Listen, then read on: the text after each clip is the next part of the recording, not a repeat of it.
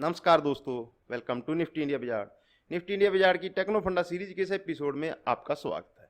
आज हम एनालाइज करेंगे कोल इंडिया को। कोल इंडिया क्यों दोस्तों? कोल इंडिया से पहले हम आपको एक चार्ट दिखाना चाहते हैं। ये है पीवडी इंटरनेशनल, दुनिया की सबसे बड़ी प्राइवेट कोल कंपनी। इसका जो स्टॉक है दोस्तों, वो इस साल 600% की रैली कर चुका है। 600% वो बढ़ चुका है। दुनिया भर में और भी कोयले से जुड़ी हुई कंपनियों को, जैसे ये अलायंस रिसोर्स पार्टनर है, ये भी अमेरिका की कोल कंपनी है, इसका भी स्टॉक इस साल डबल हो चुका। उसकी वजह है दोस्तों कोयले की कीमतों में लगी हुई आग।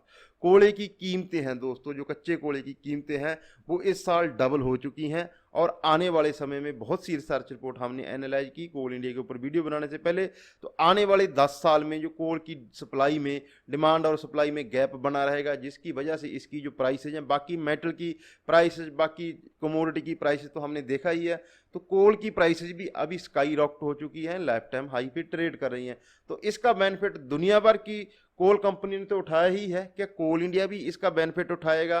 क्या कोल इंडिया में भी यहाँ से बड़ी तेजी बनेगी? दोस्तों बहुत रीजनेबल, बहुत सस्ते वैल्यूएशन पे स्टॉक ट्रेड करता है। 10% की डिविडेंड यील्ड है।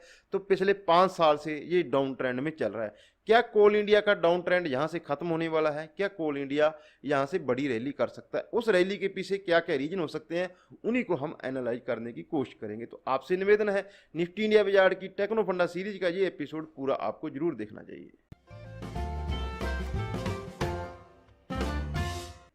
बात करते हैं कोल इंडिया की दोस्तों। पहले इसका फंडामेंटल एस्पेक्ट समझेंगे, फिर इसका टेक्निकल एस्पेक्ट समझेंगे। कोल इंडिया दुनिया का सबसे बड़ा है कोल प्रोड्यूसर है। अगर ये गवर्नमेंट कंपनी है, महारत्न कंपनी है दोस्तों। दुनिया का 5वां सबसे बड़ा एम्प्लॉयर है। हमारे देश की जो कोल की डिमांड है, 82% जो डिमांड है वो कोल इंडिया पूरी करता है। देश की 10 महारत्न कंपनियां, जिनमें से कोल इंडिया एक है। 10% की शानदार डिविडेंड यील्ड है। और जब इसका आईपीओ आया था, 15,000 करोड़ रुपए का आईपीओ था, उस समय ये इंडिया का, हमारे स्टॉक मार्केट के इतिहास का सबसे बड़ा आईपीओ था। तो इसके साथ कई इंटरेस्टिंग फैक्ट भी कोल इंडिया के साथ जुड़े हुए हैं। फाइनेंशियल देख लेते हैं दोस्तों। 91,000 करोड़ रुपए की मार्केट कैप है। अपनी मार्केट कैप से ज़्यादा एनुअल सेल्स करता है। 93,000 करोड़ रुपए की सेल्स है। 12 रुपए की ईपीएस है। 12 रुपए का ही इसका 12 का ही पी मल्टीपल पे ट्रेड करता है। वैल्यूएशन वाइज जिस प्रकार से हमारे मार्केट्स अभी जिस वैल्यूएशन पे ट्रेड कर रहे हैं, स्टॉक्स के जो पी मल्टीपल है, हम लोग स्टॉक्स को एनालाइज करते रहते हैं, पी रेशो देखते हैं कि बहुत हाई वैल्यूएशन पे स्टॉक्स ट्रेड करते हैं। उस समय बाजार अभी डिफेंसिव की तरफ शिफ्ट हो रहा है। यहाँ पे डाउन साइड का रिस्क बहुत कम हो, क्योंकि स्टॉक ऑलरेडी अपने लाइफ टाइम लो से, अपनी लाइफ टाइम हाई से 67% नीचे ट्रेड कर रहा है। 10% की डिविडेंड यील्ड है दोस्तों। जिस प्रकार का इसकी कमोडिटी का जो इसका मेन प्रोडक्ट है कोल, उसकी डिमांड है, तो डाउन साइड बहुत कम है। तो ऐसे में बाजार ऐसे स्टॉक्स में शिफ्ट होगा। पी रेशो 12 का है, बुक वैल्यू इसकी 27 की है। FY 21 के फाइनेंशियल देख लेते हैं। सेल्स 93,000 करोड़ रुपए की, प्रॉफिट 12,000 करोड़ रुपए से ज़्यादा का, आरओई और आरओसी शानदार 45% की आरओई और आरओसी, कोई डेट नहीं है दोस्तों। 10 रुपए की फेस वैल्यू है, सबसे शानदार 10% की डिविडेंड यील्ड है दोस्तों। प्राइस टू बुक वैल्यू 5.5 के प्राइस टू बुक मल्टीपल पे ट्रेड करता है। 23% का एप्टा मार्जिन है। नेट प्रॉफिट मार्जिन इसका 15% का है। शेयर होल्डिंग समझ लेते हैं। प्रमोटर जो कि सरकार है, भारत सरकार है, 66% की इसमें होल्डिंग होल्ड करते हैं। FI की 6% की होल्डिंग है। DI की 21% की है। पब्लिक होल्डिंग इसमें 5.7% की। हालांकि पिछले कुछ क्वार्टर्स में दोस्तों FI और DI की होल्डिंग थोड़ी थोड़ी कम हुई है, और जो रिटेल इसमें 2 से 3% ही होल्डिंग रखते थे, उसमें इसमें रिटेल होल्डिंग बढ़ी है। जर्नली हम इस चीज़ को अच्छा नहीं मानते। हमने जो पिछले हिस्टोरिकली स्टॉक्स एनालाइज किए, हम बोलते हैं कि इंस्टीट्यूशनल होल्डिंग आपको जरूर देखनी चाहिए। तो इसीलिए हमारी टेक्नो फंडा सीरीज की खासियत यह है दोस्तों, हम अगर किसी स्टॉक को एनालाइज करें तो हम सिर्फ उसके ब्राइट साइड को ही हाईलाइट नहीं करते हैं। उसमें क्या दिक्कतें हैं, कोल इंडिया, कोल को सब जानते हैं हम लोग कि अभी जो इकोनॉमी है, दुनिया भर की जो इकोनॉमी है, clean energy, green energy, solar energy, तो ये सब इसमें शिफ्ट हो रहे हैं। कोल का जो फ्यूचर है वो इतना ब्राइट नहीं है, बट जो आने वाले कुछ समय की अगर शॉर्ट टू मीडियम टर्म 5 से 10 साल का अगर नजरिया ले, तो जिस प्रकार से इस साल कोयले की प्राइसेज बढ़ी है और कोल प्रोडक्शन से जुड़ी हुई कंपनियों की दुनिया भर के शेयर्स में जिस प्रकार की रैली बनी है, उसका बेनिफिट डेफिनेटली कोल इंडिया को भी मिल सकता है, जिस प्रकार के इसके फंडामेंटल हैं। ये इसका हमने एक फंडामेंटल चेक लिया दोस्तों। अब इसको हम लोग इसकी प्राइस एनालाइज करते हैं। प्राइस एनालाइज किसी भी स्टॉक में बहुत जरूरी होती है। हमारी टेक्नो फंडा सीरीज के ऑलमोस्ट 50 एपिसोड होने जा रहे हैं। हम इसमें अक्सर ये एलेबरेट करते हैं कि किसी स्टॉक में कोल इंडिया पिछले 10 साल से डाउन ट्रेंड में चल रहा है, जब से ये 2010 में लिस्ट हुआ। बट एक पॉइंट आता है दोस्तों, यहाँ पे फंडामेंटल और जो प्राइस है वो उसमें तालमेल बैठता है। कोल इंडिया में वही प्राइस का जो तालमेल है वो अभी बैठ रहा है। अगर हम लोग आगे टेक्निकल इसके चार्ट एनालाइज करेंगे तो हमें दिखाई देगा कि किस प्रकार ये 10 साल का जो डाउन ट्रेंड है उसको तोड़ने की कगार पे है। प्राइस इसकी करंटली 150 के जोन में ये ट्रेड कर रहा है अपने हायर लेवल से। अभी भी ये लाइफ टाइम हाई से 67% नीचे ट्रेड कर रहा है। 52 वीक हाई इसका 165 का है, ये जून महीने में लगा।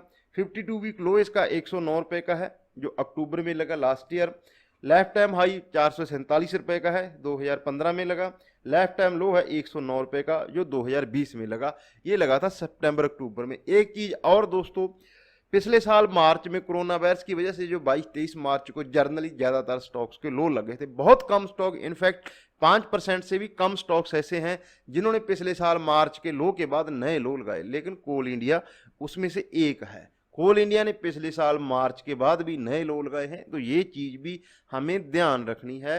किसी भी स्टॉक में अगर हम लोग निवेश करते हैं उसके सारे एस्पेक्ट अच्छे नहीं हो सकते और सारे के सारे एस्पेक्ट खराब नहीं हो सकते। तो हमें बैलेंस बनाना पड़ता है एज ए निवेशक। इसमें अच्छा क्या है बुरा क्या है उसमें हम लोगों को बैलेंस बनाना पड़ता है। इसकी प्राइस समझी दोस्तों। अब हम लोग इसके चार्ट्स पे आते हैं। 2015 में जैसा कि हमने प्राइस एनालिसिस में चेक किया, इसके हाईज लगे 447 रुपए के। उसके बाद अगर हम लोग मंथली चार्ट्स देखें तो कंटिन्यूस एक डाउन ट्रेंड में है। एक डाउनवर्ड स्लोपिंग ट्रेंड लाइन का, एक डाउन ट्रेंड लाइन का कंटिन्यूस ये मंथली चार्ट्स पे रेजिस्टेंस ले रहा है और अभी ये on the verge of breakout है। 150 रुपया, 150, 160 टू बी प्रिसाइज, ये वो जोन है कोल इंडिया के लिए। अगर उनके ऊपर कोल इंडिया अगर ट्रेड करना शुरू करता है तो ये इसका जो डाउन ट्रेंड है पिछले 6-7 साल का ये खत्म हो जाएगा। ये मंथली चार्ट देखे।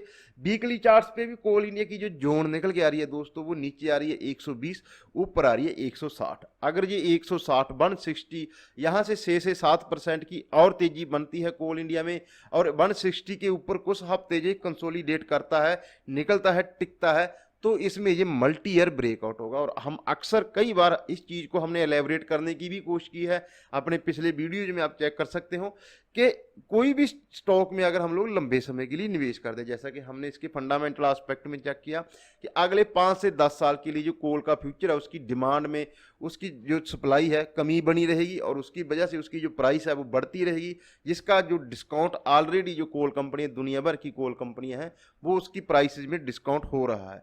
तो कोल इंडिया में अगर हमें निवेश करना है तो निवेश करके इंतजार करने से ज़्यादा कई बार जरूरी होता है दोस्तों निवेश के लिए इंतजार करना। तो अगर हमें लंबी तेजी खेलनी है इसमें तो ये 160 के ऊपर निकल के जब भी ट्रेड करेगा, क्योंकि दोस्तों साथ में इसमें 10% की डिविडेंड यील्ड भी मिल रही है हमें, तो 160 के ऊपर अगर ये सस्टेन करता है तो कोल इंडिया यहाँ से एक शानदार निवेश हो सकता है। बड़े मल्टी बैगर रिटर्न कोल इंडिया में बन सकते हैं।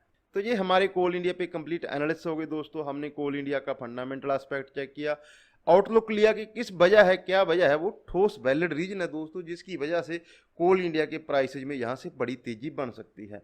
ये हमारा डिस्क्लोजर है दोस्तों। हम कभी भी किसी भी स्टॉक का ना टारगेट देते हैं ना स्टॉप लॉस देते हैं। ये एक एजुकेशनल पर्पज से बनाई हुई सीरीज है। आप निवेश से पहले अपने फाइनेंशियल एडवाइजर की सलाह अवश्य ले लें। आप किस स्टॉक पे चाहते हो निफ्टी इंडिया विजार्ड अगला टेक्नो फंडा सीरीज का बहुत से एपिसोड हुए हैं जो हमने अपने दर्शकों की डिमांड पे की हैं। तो आप अपने पसंदीदा स्टॉक को चाहते हो निफ्टी इंडिया विजार्ड आपके लिए एनालाइज करे तो आप हमें कमेंट सेक्शन में कमेंट करके बता सकते हो। अपना और अपनों का ख्याल रखें। नमस्कार दोस्तों।